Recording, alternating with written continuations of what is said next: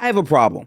And no, it's not with you. There are certain people in the NBA content creator space that really frustrate me. And a lot of it stems from things that aren't basketball. A lot of it stems from the ego that seems to exist in the space when people are talking about basketball, where instead of just focusing on the sport that I love, we have to take time aside to make a video like this because of narratives and agendas that are being painted. Here's an example. Nobody fucking cares. This ain't about you. This ain't about me. This is a way on playback, bro. You're not the host. This ain't your show. Oh, Shut Who the the hell fuck said up. it was my show? He asked me a fucking question, you lame ass duck bitch. Calm the fuck down. You always think that you the fucking one who gets to yap and fucking talk. The moment somebody, you gotta get on a fucking high horse. Jordan, Bitch, this is you your fucking show. small to be on a high horse. Why Calm are we the doing fucking this? ass Usually down, me and my Swiper boy. do this. I'm talking about the shit.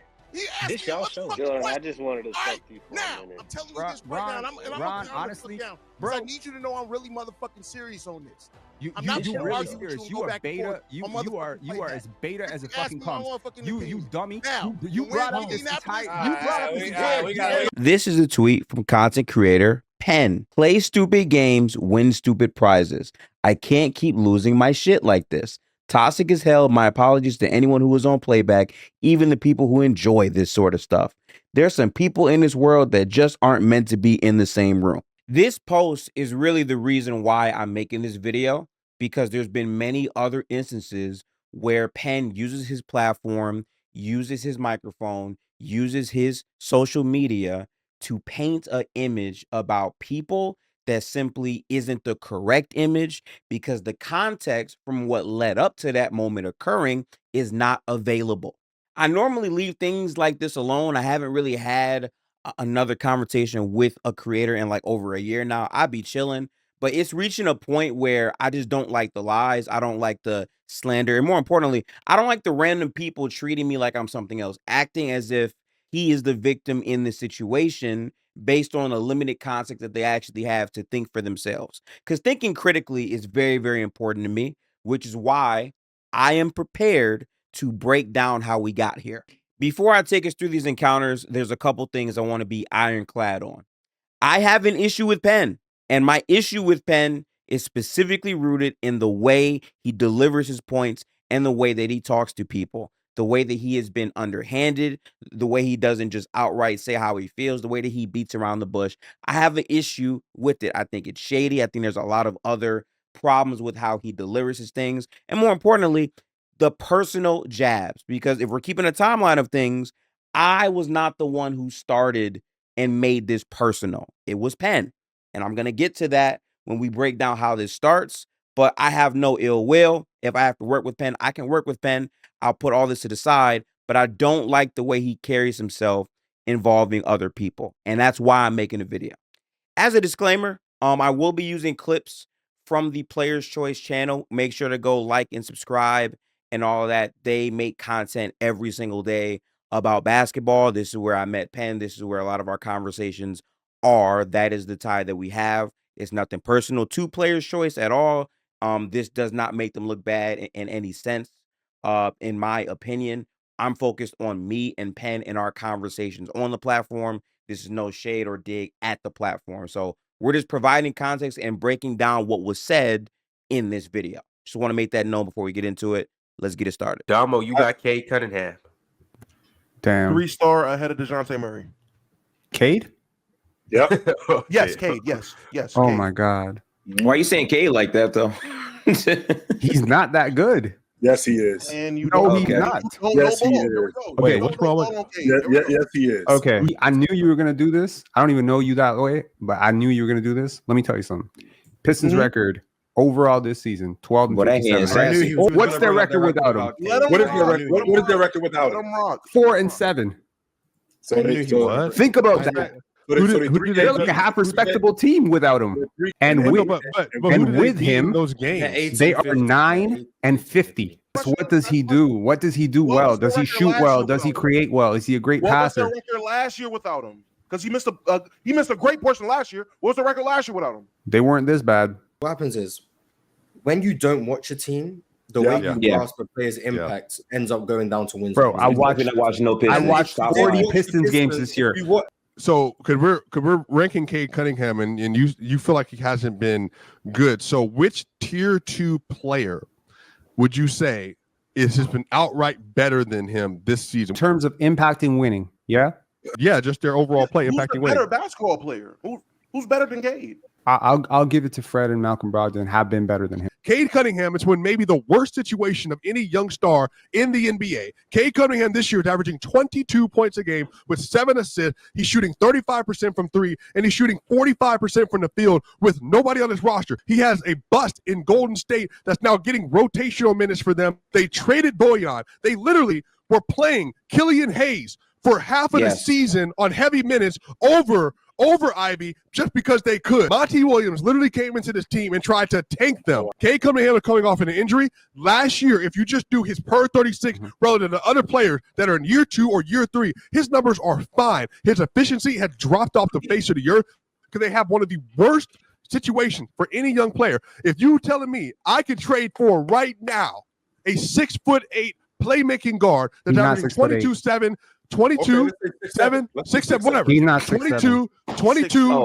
points, 7 assists on 4 rebounds with 45% from the field and 35% from 3 on the Detroit Pistons. I would do it any day of the week. Any day of the week. He's a good player that's in a terrible situation. I guarantee you he gets a good quality situation. He becomes an all-star level player like he's already projecting to be. From the Detroit Pistons, Cade Cunningham. Yes, indeed. A first-timer here. Cade Cunningham, the 23-year-old. What I don't appreciate is you pointing to the Pistons record and saying, well, they're 9-50 with Cade. They won 12 games as a team. Especially when, if you want to talk about stats, the Pistons are better on the floor factually when Cade is on the floor. I watch these games. It is literally true. They're +5. I have cleaned the glass in front of me right now. I'm sorry. I'm not going to cut you off. I'm going to let you go. But I literally have cleaned the glass in front of me. They're +5. And also eye test, I can literally see it because I literally went to the games and I saw how they had Killian Hayes on the floor with Cade Cunningham. Sometimes the best spacer for Cade wasn't even who you would think it would be. It was Isaiah Stewart to start the year. That was his best spacer in multiple lineups. And you're talking about how he's played with that. But again, the situation in Detroit has been terrible for some time. And their answer to making it, they cut Killian Hayes and they traded some of their best spacers for the team that didn't even really provide that much value. And you love to bring up situation. Cade does not have players around him that best utilize his skill sets. Fred VanVleet, at the very least, has Şengün, who's been very, very good this season. He has other players around that can fit in. And more importantly, he has guys he can actually pass the ball to that can do something with the ball. Cade has not had that consistently. He's faced multiple double teams and triple teams early on. And yet he still is giving you 45% from the field and 35% from 3. And you have the nerve to bring up the Pistons record without Cade, like the team isn't overall garbage and they've only won 12 games on the season. That makes no sense to me in any type of capacity. When they've only won 12 games, they won 9 with Cade, and they are under 500 without Cade. I could understand your bullshit narrative if they were at least above 500 without Cade, but they're not even that. And beyond eye test, again, you can look it up. It's not hard to do Googles or go and clean the glass to look at what the on-off is when Cade is on or off the floor. So your argument makes no sense to me at all from that standpoint. I know that was a lot. But as you can see, I did not initiate any direct beef with Penn there. I simply focused on his take, how much I did not believe in it. I didn't say how he looked. I didn't mention the clothing he had on. I didn't call him out of his name. I focused on the take and the take itself. To me, I'm not taking it beyond basketball. I'm simply stating your assertion of what you're saying about Cade when you apply the context really has no legs to stand on when you're going to team record first before how Cade is. To basically impact, well, Cade can't be that impactful if they went 4-7 without you. I'm just questioning the validity of that point. But let's keep going. All right. So you want to talk stats, you want to talk on, off, whatever. I'll tell you something. Value of a replacement is a stat that has often been used to determine who is the actual MVP of the league. You go back through league history, you'll see Michael Jordan leading this. You'll see Kevin Garnett leading this. It's usually the stat that measures what is your value over a replacement player, which means how do you impact the team when you're actually on the court. The number 1 player in that draft, no surprise, Scotty Barnes, 6.5. Why is that relevant? What I didn't know is that Penn was a Raptors fan who really, really, really liked Scotty Barnes. I did not expect him to lay that argument, and I've heard a lot of people imply that maybe his point about talking down Cade is because of how often Cade and Scotty are compared due to the fact that they were in the same draft class. I don't know. I'm not going to outright say how I feel about that, but that's an interesting thread to remember when we're walking through this conversation. I want to say the value replacement is very, very much dictated by how much you play. So obviously, if you're a rotation player or a role player and a bench guy, it's not going to be super high. It's not like box plus minus or EPM. It's a rate stat. No, value replacement is a cumulative stat, which is why guys like Nikola Jokic are leading it every single year. Giannis led it some years. It is an important stat. Don't be shaking your head like that. Like, don't be clapping your hands and whatever, man. Come on. So Scotty Barnes is 6.5, right? That's cumulative over his career, and he's played a ton of minutes, so he's gotten that through. He hasn't been the best player in his draft class, but he has been the most serviceable because he's been the healthiest and most consistent. So he got 6.5. Next up is Alperen Şengün with a 5.8. Then you go to Evan Mobley, 5.4, but Evan Mobley probably would be a little bit higher had he played a little bit more minutes, right? Then you got Trey Murphy III. No surprise. Anyone who watched Trey Murphy III knows that he is underrated as hell, and he is a very good player for the New Orleans Pelicans. Then you go to Franz Wagner. Then you got Josh Giddey. Then you got Herb Jones. Then you got Jalen Johnson. Then you got Santi Aldama. What? Where the hell is Cade Cunningham on this list? Then you got my man Quentin Grimes who's been catching strays for no fucking reason whatsoever from me. Hold on. And Quentin Grimes has played fewer minutes than Cade Cunningham. And Cade Cunningham coming into this season was a negative value replacement guy. He was literally at the bottom of his draft class. He has only climbed to positive 1.2 this year. I want to point out in this clip, I'm not the only one reacting. Swiper is also reacting with his head down because we understand that VORP is a cumulative stat. Penn is right about that. But what's funny is Cade Cunningham was injured for the majority of his sophomore season. So using his VORP as any indicator is kind of off because games played really impacts VORP at a high degree, meaning using that to indicate that he must not be this same level of impact player is very misplaced. So it is funny. Also, if we're focusing on what he first said, he said value over replacement is used to determine who the MVPs of the league are. He mentioned Giannis, he mentions Jokic, but then when it comes down to the draft class, remember, he's also making a case for Scotty Barnes. So now if you're hearing it, you're like, oh, wow, yeah, Scotty is leading his draft class in VORP. Cade is at the bottom and he's behind all these other players. It's painting Cade as this like really less impactful player when really the games played are impacting a huge majority of this VORP conversation for Cade, which is why me and Swiper react the way we do. That's why I just found that point kind of funny because it comes off as disingenuous. He's 6'6". Huge guard, by the way. It is huge for a guard if he was a point guard, which he's not. If you watch him play, he is not a point guard. They have over-leveraged the hell out of this because they branded him as this Luka Doncic type player, and he's not. In his most ideal role, he would be a six-man or a fourth starter, secondary creator. He is not a three-star player. The fact that you think he's a three-star player is because you don't understand the fact that when you over-leverage a guy and he takes a ton of shots, he's going to put up big numbers. But those big numbers are not leading to wins. They've never led to wins, ever. Now, he has had some very impressive stretches. I'll hand you that. He's had some really impressive games, some impressive stretches. Devin Booker takes were just a few years ago before Chris Paul got there, but keep it moving. Devin Booker has always been a positive player. He's always been a positive player. Cade Cunningham has almost never been a positive player. Context matters. Again, I am cognizant of the teams Devin Booker was on. Devin Booker was a very good player, right? I still believe that in the moment. But let's just focus on what the VORP would blindly say about Devin Booker and Cade Cunningham season for season. Noticing that Devin Booker played more games than Cade Cunningham. Let's just do that real quick. So the first 4 seasons of Devin Booker's career in Phoenix, he played 76 games, 78 games, 54 games, and then 64 games. None of those were all-star seasons. At this point, the Phoenix Suns were losing an abysmal amount of games. They were one of the worst teams in the NBA at that time, but we still saw some great strength and poise. Also, to his credit, he was 19 years old, and it ended at 22 if we're just going off that 4-year sample. When you look at the VORP per season, he was a negative 0.5 his rookie season. Then it went to 0.1.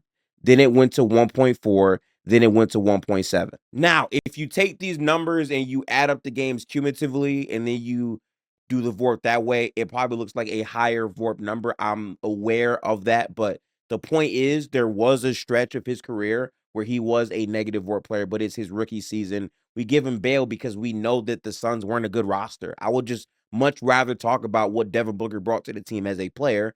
But if we're going to do the whole Devin Booker was never a negative, well, that's factually incorrect because he was a negative VORP player in his rookie season. Let's go to Cade's numbers now. So in Cade's first 4 seasons, Cade Cunningham played 64 games, 12 games because of the injury that sidelined him for the entire season, 62 games, and then 67. Now, the context I use for Cade is him playing 12 games coming off of his rookie season really makes his third season, mostly his second year really playing at a high level in the NBA period. And even then, he was very, very shaky up and down that season. But then it comes down to his last season, which is right now. The season isn't over, where he's played his most games in his career at 67. And last year, when he played over 50 games, he had a positive VORP season. But let's look at the VORPs for every individual season, though. 0.2 for his rookie season, 0.1 for his sophomore season, 1.2 for his third year, 3.3 for his fourth year. So even when Cade only played 12 games, he still did not have a negative VORP season. Now, if you extract these numbers and you choose to like add them up over time, then yeah, the stretch overall will probably be negative for Cade. I can agree with that. But regardless of that, I'm not using the VORP to indicate that Cade is a bad player. I'm not using the VORP to indicate that Cade is a less impactful player. I'm acknowledging the pure lack of talent he had to play with. And if we're being super honest, what the Pistons did is add just some more shooters. They didn't add some star player that really changed. No, they just added a bit more roster depth. A lot of what Cade is doing this year is a improvement from last year, but the blueprint was there last year. So again, to argue team record and then to go from team record into VORP is just disingenuous. And the numbers show it here as well. You know, there's this thing about, you know, in life where they say, like, I had a bad roommate. You know that old parable about I had a bad roommate. Yeah. He's like, oh, I had a bad roommate. I was like, oh yeah, you got rid of him. Okay, I had another bad roommate. It's like, okay, got rid of him and I got another bad. It's like at some point you're the bad roommate. You are the problem. Right. And the thing is that Cade has played one way since high school. James Wiseman. Oh, okay. Bro, don't even talk about James Wiseman. The problem with your logic is that he's not even the best player on his team. He's only been there for 2 full seasons. And you brought up VORP with all these other players asking why is Cade not over them, but you would not say with a serious face, Santi Aldama is a better player than Cade Cunningham. Mine is just a simple question. I have no horse in this race. If you said VORP is a cumulative stat, which it is, and we understand Cade has missed a bunch of time due to injury, why are we then using his VORP as an indicator of how good he is when the reason his VORP is lower is because he hasn't played because he's been hurt? But that's not the reason, because Quentin Grimes is above him and he's played fewer minutes than him, and Santi Aldama is above him and he's played fewer minutes than him. This season has just climbed to 1.2, right? Which means for he's career, playing better too. When you was using the draft class, you said 6.5 square bounds, blah blah blah. You said Cade has just got positive this year, and guess what? This is the year where he's actually been healthy and played. Is there a correlation between him playing and his VORP being high? Even at healthy, he has not been anywhere close to the impact of a guy like Franz Wagner or Scotty Barnes or Evan Mobley, or this year, even a guy like Jalen Suggs. So what are we talking about here? Or last year, Josh Giddey. It's a great thing that Franz and Evan Mobley are on the list. He's not. He's over leveraged in the first option. He's not this jumbo creator that you all build him up to be. He's not that great at passing the basketball. Now, again, I think I need to provide more full transparency. My take on it was not that Cade was this flawless player and it was only roster. No, Cade absolutely had some stinkers. He absolutely had a lot of high turnover games. All those things exist, right? Cade is not a perfect player. No player in the NBA is. But objectively, watching Cade play basketball, he had an impact on that Pistons team. But the way he was being covered was so foul because of the lack of shooting talent on this roster. Again, when you have Isaiah Stewart being your best shooter in spots, that's going to impact a lot of how you look. It just will. And he had a lot of up and down moments. Again, I don't deny any of that. But to say he wasn't even that great of a passer that's not true. I don't believe that this season Cade is doing anything I didn't know he could already do.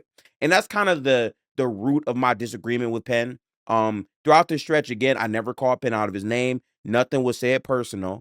But to me, this isn't even what started it. But I do think this disagreement in Penn's mind, at least, was building up to a point. And then we get to Penn's top 10 list. Number 1, Michael Jordan.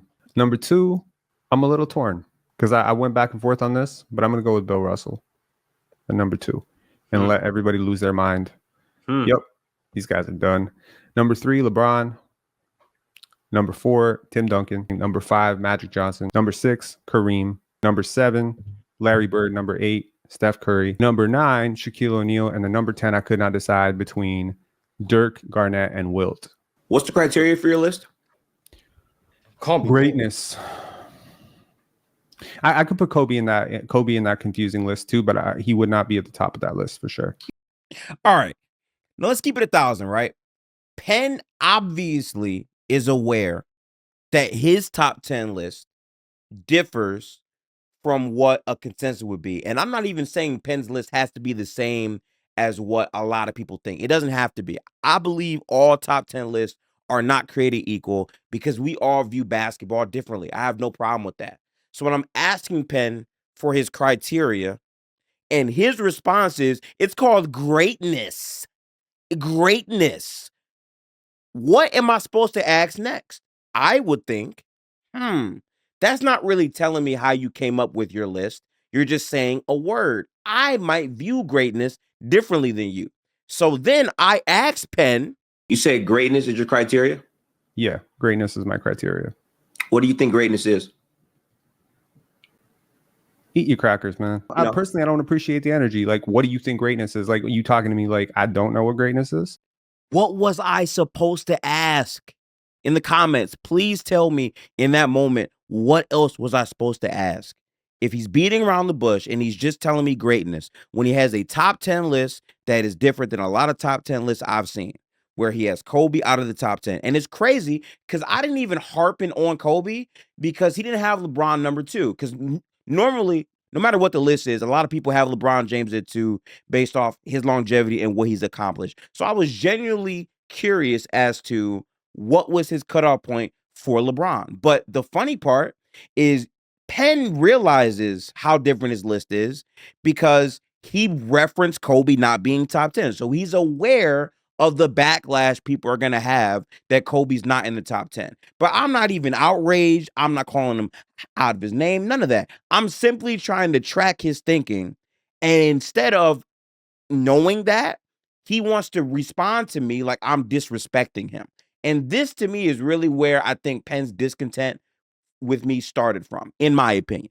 No, it's not bad energy. I think greatness is subjective based on how people. It is totally subjective. It is totally subjective. Okay, so if you know that greatness is subjective, it's not only mad at me like, asking you about what you think greatness is. I think greatness is elevation. I think greatness is space. I think on offense, greatness is how much space you create, and I think on defense, it's how much space you take away. I think it's about impact. I think it's about elevating your teammates. I think it's about being a leader. I think it's about being available. I think it's about being consistent. I think it's about showing up in high pressure moments. Yeah, I think all those things. And you're probably thinking, well, why doesn't he have Kobe higher? Because I've looked at the numbers. I've studied the numbers. I have a stats degree.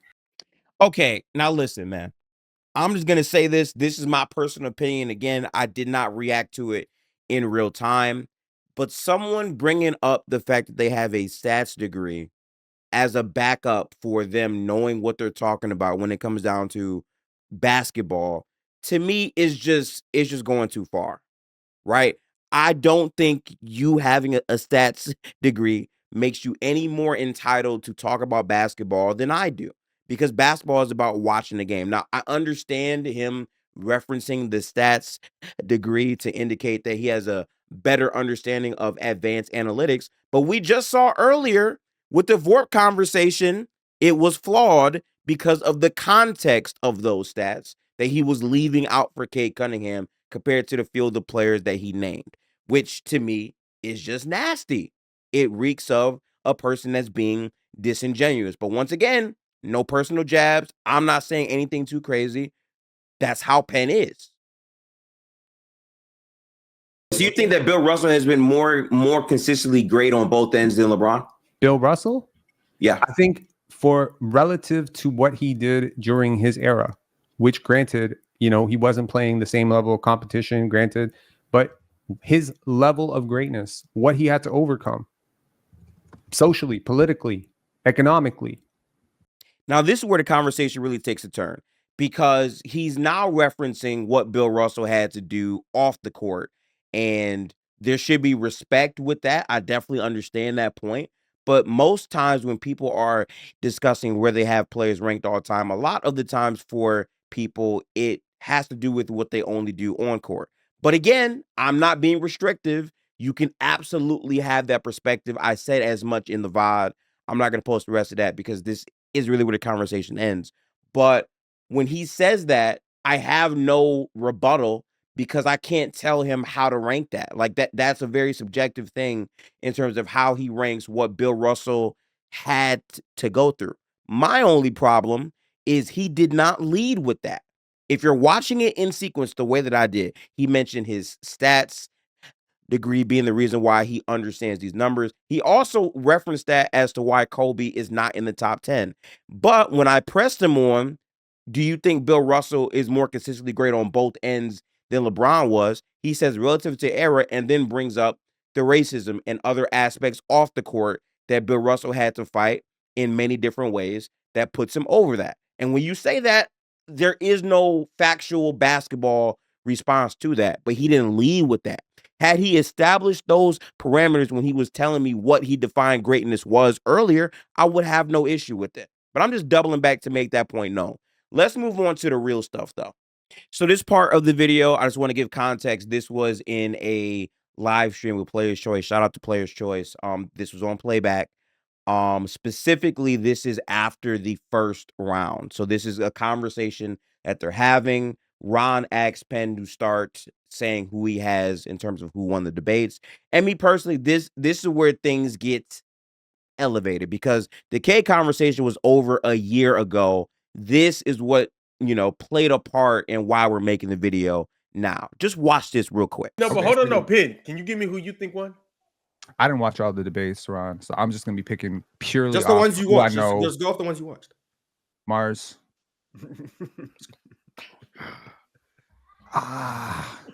I want to say King, but I think Cowboy did a better job.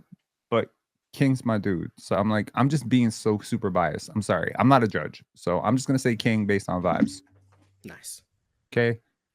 Dion, John D. Nice. Shout out to the Hoop Talk podcast. Renegade. Facts. Jordan. Ox. ZZ. Me. Casual. Chill. SB. I didn't watch Swiper's entire debate, but I watched one of them. But Swiper in that one. I didn't watch Real Talk Mustard. I didn't watch it, so I don't know. I'm just Real Talk, man. Real Talk. Talk. I'm just assume Real Talk because ain't no one said Mustard yet. Hayes, MTEL. I know Hayes won. Go ahead and say it. I know Hayes won. Say it. But I'm gonna say MTEL anyway. Say it. Yeah. I'm gonna just say MTEL anyway. But Renegade not going through is disgusting. I agree. I honestly think Renegade not going through is disgusting. But I demand a recount. But it is what it is. Like I would like one person on that judging panel to explain within one paragraph how the hell Gifted won that. He made the worst points. He talked over his opponent the entire time. I don't understand it at all. Like, I'm not even mad about any result. That's the only one I'm super pissed about. That's it. Yeah, y'all. Me too. This the thing, though, Pin. This is a competition. So what you pissed for? You know what I'm saying? If the better debater didn't go through, that's a good thing. Fuck them. Ox, I don't think either one of them have a chance against me, so I'm not even thinking about that. I'm just saying from the perspective of who deserved to get through. And this is what I have an issue with. I could care less if Penn thinks he's a better debater than me, whatever. I could almost care less if he thought I lost. But he just said earlier on he was not watching some of these rounds. He said, I'm super biased. It's that. But when it comes down to who won, now you have a problem. Now you're like saying, get to just talk over his opponent, all this and all that. I host rewatches of every single debate. It's on my playback. You can find me playback.tv/giftedhoops. I speak on these things where I break down points. And Penn did not watch all of my debate. It's clear in that. If you rewatch it, I won that, but I'm not here to fight that, right? Regardless of that, he's not pressed on any other matchup but mine. And to me, the Cade conversation has to be a part of that because that's my only interaction I've really had with Penn for the most part. So him acting in this way when he hasn't watched every single round, but now you care about the judging is just negative. And saying it in front of all these people is influencing some people to think, yeah, Gifted just yaps. He didn't have any points. He said that, like, it's very negative and you're painting a narrative. And I'm not up there to defend myself. He could bring crackers. He could bring cheese. He could bring wine. He could bring a fucking buffet. I don't care. He losing that debate. Damn. I'm fairly confident Gifted would win, but we should never have had the opportunity to find out because Renegade should have won. Oh, hello. Real quick, I've been having mic issues. Penn, nothing wrong with me and you, but you have said my name more than I have said yours in the past 2 years. Why are you on my dick so hard? I just want to know him. Like, why are you so heavy on mine when you admitted to not watching all the debates, but still took the time to do a full bracket based on your dick suck of the other contestants? Why are you on my shit? I don't bother you. I don't say too much. I can easily go back to our first conversation where you got mad because I thought you were crazy to indicate that Cade Cunningham was a worse player because the Pistons' record without him was better than when he was on the floor. Because you brought up Santi Aldama's VORP to indicate that Cade Cunningham was some ass player. Now Cade is doing what he's doing. You're not saying shit. You're quiet. You like not quiet. I'm getting weird. No, you are quiet. I'm getting weird vibes from you. You keep hyping up the Scotty Barnes shit over and over and over. You don't know me. No, you're right. Why the hell you wearing a Puma? From you so far is you've been on dick a lot. A lot. That's not see, listen, you bringing up all this other stuff that's not to the point. I'm here because you keep saying my name over and over, and that's fine. That's okay. But let's not act like you some perfect human being that gets everything right. You don't. It's just awkward, bro. I don't say your name like that the way you say my name. It's just weird to me. That's all. I want y'all to imagine me catching comments from Penn multiple times, debating Penn actually, seeing the way that he would mention small digs, small jabs, how he was living in the comments talking about me for over a year, not saying anything. I barely see Penn. I let it go, right? I don't say anything. And then this year we have all this buildup. I have a debate. He's in the comments saying things to make people think I'm making dumb points and I lost. And then saying, I'm surprised Gifted has any fans in the comments. He's saying all of these things.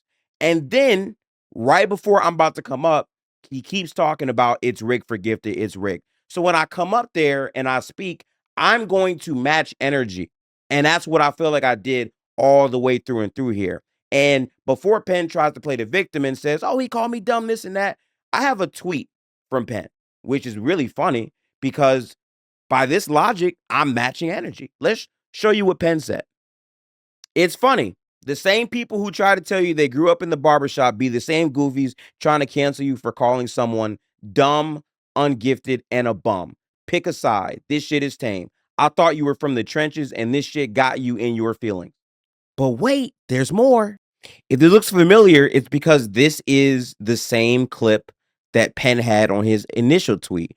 So my guy, Denver, shout out to Double D Worth. Make sure to follow him on YouTube. That's my guy. We watch Warriors games together. Made a response tweet to Penn's initial tweet, providing the context that Penn left out, which led to Hayes getting upset, which led to me making the points I made. Let's watch it real quick. So you don't have a personal beef with him? No, it's just sports wise. Let's just say no. It's sports. It's sports. And honestly, I'm gonna be honest. I find him a little annoying because you are so one. He's not better at basketball than Cade. I don't care. Aldama was better at basketball than Cade Cunningham. The indicator of VORP over Fred VanVleet. You said ain't Santi Aldama, okay, bro. okay, no, okay, now, okay, now, I'm noticing. I'm noticing now. You're the one who's hard of hearing. No. I'm noticing. See, I'm not saying nothing about him personally. Was Detroit's record without Cade fucking stupid? That was a dumbass point. Up the same fucking point. I'm trying to listen to your dumbass. I'm giving you sequencing. Listen. Okay. You got one mouth. You got 2 years. Now shut the fuck up. I'm going to cut you off if I get misquoted. Keep going. I've never misquoted you, bum. I've never misquoted you. I've never misquoted you. You misquoted me. It's the stat that you banked your whole argument on after we said the record shit was dumb. Wait, stop. 100 fucking arguments. I just want you to like if I'm debating or some shit, don't start saying shit like, oh, I'm surprised Gift Ass fans because I'm not coming at you or your platform. Every time I talk about you, it's about your basketball points and me thinking they are stupid in the context they are applied to. My platform. Let's move on. Okay. I don't understand that point. Listen to what I'm saying. If Renegade is saying a fan, that's fine. I know it is an unfortunate symptom of narcissistic personality disorder to think narcissistic. Okay. Hey, I'm sorry. I didn't even read the chat today. Am I being narcissistic? Yes, you are. On God, Hayes, I did not read the chat. On God, I did. Every single time. Gifty could be saying, hey, LeBron James wore number 23. Hey. Oh, that's a stupid ass take. He actually wore number 6, such. Like, you do silly shit. Now, Gifted, there's times where Gifted literally goes down a path. Hold on, I'm talking. I'll let you talk. You got to talk. You got to scream. You got to whine. The fuck Gifted up. literally. There's times as well. Nobody cares. Nobody fucking cares. Nobody fucking cares. Nobody fucking cares. This ain't about you. This ain't about me. This is way on playback, bro. You're not the host. This ain't your show. Shut Who the the hell fuck said up. it was my show? He asked me a fucking question, you lame ass duck bitch. Really serious. You are beta. You are as beta as it fucking comes. You dummy. Now, you brought up this entire. We got to lock in. We got to lock in. Huh? Why are we doing this? Talking about you gonna see me at PCL, bro. Smack you up your fucking head in the PCL. Shut the hell up. We didn't took it. Both of y'all shut the fuck up. First of all, there's a lot of I'm not in my feelings, but I'm I don't care that much. It's over the internet. Fuck up. You want to talk about this? Talk about another. By the way. So you don't have a personal beef with him? No, it's just sports wise. Let's just say no. It's sports. I want to be very clear when I said this. I could have easily did what Hayes did. I could have easily got very upset. I could have got triggered because it's built up where there's a lot of soft blows, soft jabs. But let's recap what was said. He called me a bum. He called me dumb. He mentioned him having a bigger platform than me and told me to get a platform before stepping to him. He said multiple different things about me. I don't care about none of that because I'm focused on where this started. I'm focused on the factual points. I'm focused on him being disingenuous and how that trait of him being disingenuous shows up in other ways, just like the conversation about me losing to Renegade. That is my point. And he, at every step, is trying to say that he's being misquoted. He's not. He's being proven factually incorrect. And the one acting like a child here is Penn. And the fact that he has the audacity to put a tweet out where it's making it look like Hayes is crazy. It's making it look like he's a victim. It's funny because what you're seeing with the full context provided now is Penn is the one who's starting these things. Penn is the one that is initiating confrontation at a higher level, taking it to a different place. I don't care. But I'm matching energy. And if you're going to say things, fine, but you're not going to misquote me. I'm going to say exactly what I stand on, and I stand on everything. The funniest part about this, too, by the way, is he is calling me a narcissist. And what set this off is I asked Hayes, I never read the chat. What I'm referencing is when I was debating Jordan and the chat room, because it's live stream. So there's a chat room of people that react to debate as it's going on. Penn in the Renegade battle was saying things about me during my round. I never once said anything in the chat while Penn was talking. I never said anything negative Penn while he was debating. So in the Jordan debate, I wasn't reading chat. So I'm asking Hayes, Hayes, did he say anything about me today while I was debating? Because he did. I was told by multiple people that he did. And when I'm asking that question, the reason why Penn is trying to silence Hayes from that is to take away from that point. But Hayes wants to talk. He wants to respond to my question, and that leads to this other situation. Once again, Penn is being the aggressor in the situation. Let's define the word narcissist. A narcissist is a person who has an excessive interest in or admiration of themselves. Here's what we know about Penn. I knew you were going to do this. I don't even know you that way, but I knew you were going to do this. Let me tell you something. Pistons record overall this season, 12 and 57. What's their record without him? What is their record without him? 4-7. Think about that. They're like a half respectable team without him. I think greatness is space. I think on offense, greatness is how much space you create, and I think on defense, it's how much space you take away. I think it's about impact. I think it's about elevating your teammates. I think it's about being a leader. I think it's about being available. I think it's about being consistent. I think it's about showing up in high pressure moments. Yeah, I think all those things. And you're probably thinking, well, why doesn't he have Kobe higher? Because I've looked at the numbers. I've studied the numbers. I have a stats degree. I've never misquoted you, bum. Don't start saying shit like, oh, I'm surprised get that ass fans because I'm not coming at you or your platform. Every time I talk about you, it's about your basketball points and me thinking they are stupid in the context they are applied to. My platform. Let's move on. If something doesn't go like right for me, no, I can't let that slide. This is not okay. Like this shit that just happened, this is not cool. And this is one of those things. It's aura, it's entertainment. You got to say it with your chest. I've been told that that's, part of the PCL. And I'm sorry, my opponent didn't do any of that. My opponent is just as white as I am, if not whiter. So my opponent was vanilla and I was vanilla. It was sandpaper versus sandpaper. I don't understand. I didn't lose aura points for that, did I? Let me lose. Let me accept it. I'm not a crybaby. I lost to Swiper last year. Do you see me complaining? No. I never complained once. I don't think I complained. I don't remember complaining at all. Maybe I complained like a little bit, but I don't think I complained at all. I'm just not right with it. It's not sitting right with my spirit. And then on top of that, I got to have people trolling me about the fact that I lost. I got to have that big buffoon telling me that, oh, you should have had this energy when you were debating Logan. You watch me. You didn't even watch my debate probably, but this dude, I'm just not cool with it. I'm not cool with it. I'm just not okay with this. And honestly, I understand that it turns some people off that I think someone is dumb or all that stuff, whatever. But if I genuinely think you're dumb and you're acting dumb and you're coming at me and shit, I'm probably just going to say you're dumb. I'm going to take a swing at it. If I miss, I miss. There's no need to be passive aggressive. You can just be aggressive.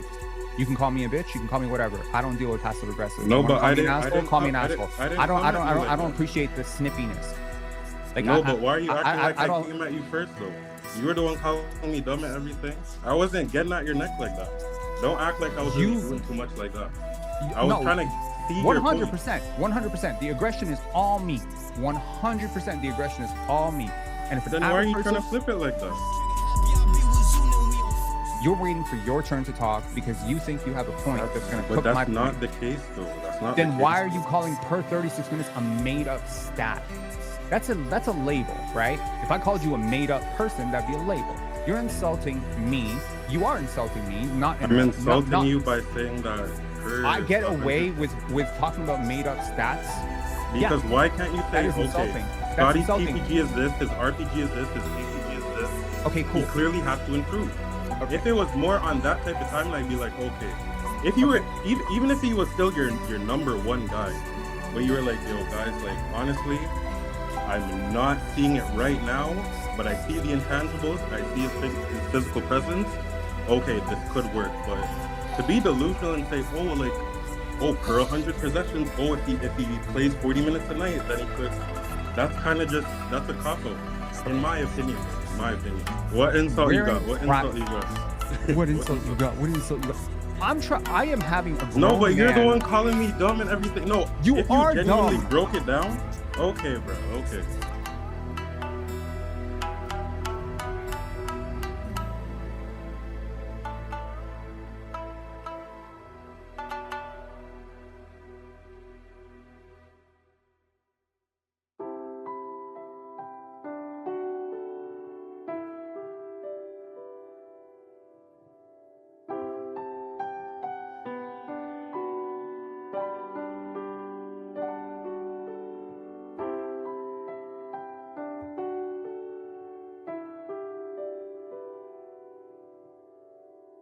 All of these things you've seen match up to the definition of what a narcissist is. So the irony in Penn calling me a narcissist is hilarious when he's already exhibited more examples of him being a narcissist or having narcissistic traits than me.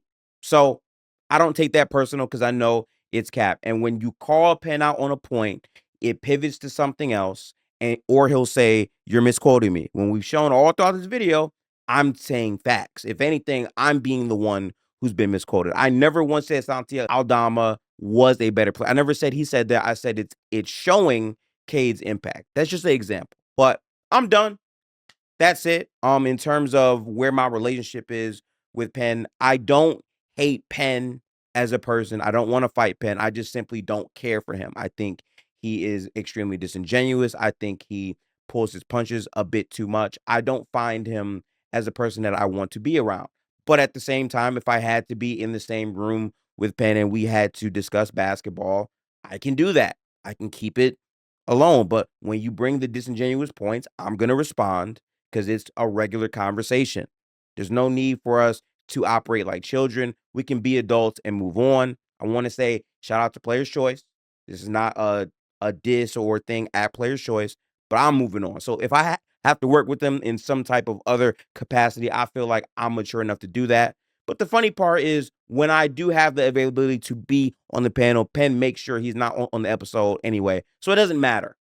But that's all for the video. Appreciate you guys. I spent a good amount of time getting my facts straight. If you guys want to watch the other VODs, I'll have some of those linked here in the description. Make sure to like, comment, subscribe. We got some entertaining basketball on the way, but I'm leaving this here.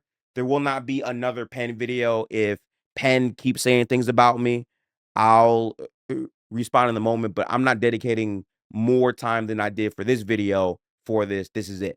So peace out, y'all. Have a good one and appreciate basketball, right? Like the ego in content creators that exists really hurts the space. We all have ego in some way, but it's just a matter of controlling it, checking it, and remembering basketball is meant to be a fun sport. Let's just have fun with our conversations. There's no problem with that. But peace out, people. Have a good one.